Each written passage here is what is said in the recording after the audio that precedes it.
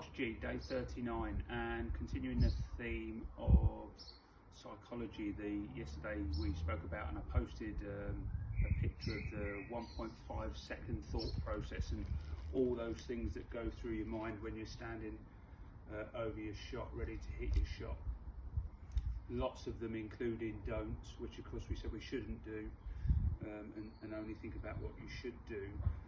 But today I'm going to talk to you about another coping mechanism or another positive strategy to use when you're in that situation where you're not feeling really confident. It could be that you don't particularly like the hole you're playing, past history, recent scores on the hole are poor. For those of you that hit the ball with a little bit of cut left to right spin, when the wind is coming in behind you and you're going over here and you can feel that wind coming in behind you, that's when those little negative, those little doubts, those gremlins can sit on your shoulder. I'm going to talk to you today about something called mapping.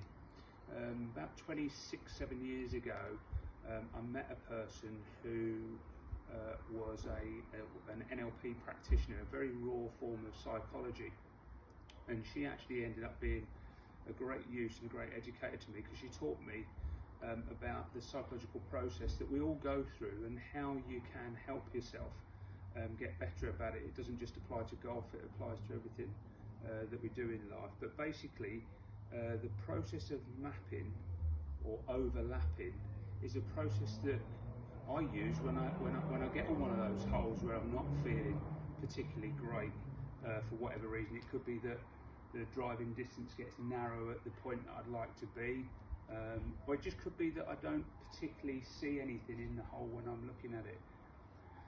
So the mapping mechanism or the overlapping mechanism basically trains you not necessarily to deny that this situation is going on and this emotion is going on, but more to actually challenge yourself to put something on top of that, another thought process on top of that enables the negative one to get a little bit further away and a little bit smaller, and the actual job in hand to get much clearer and leave you with a good coping mechanism. It's called mapping. So typically, the type of thing I might do, let's take for example that one where I'm looking at where I would really like to be, but it's a narrow entry.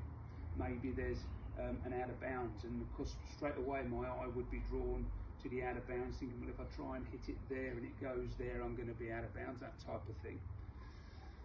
Number one, consider a change of club. Straight away you're mapping or overlapping that situation, that scenario. If I change club, all of a sudden my emotion changes, because the club I've now chosen doesn't go the distance that I'm looking at, that puts me in the negative. The other thing that I think is really useful, and this comes from another great golf coach, in my opinion, Nick Doherty, who says that you should look at exactly the point you want to be in, as opposed to just telling yourself to get on the fairway or just try and hit the green, or basically don't miss the fairway. Again, working on that don't. Just focusing on the point that you want to be is mapping that area, making the focal point that bit bigger, and the areas we shouldn't be in that much smaller and that much further away.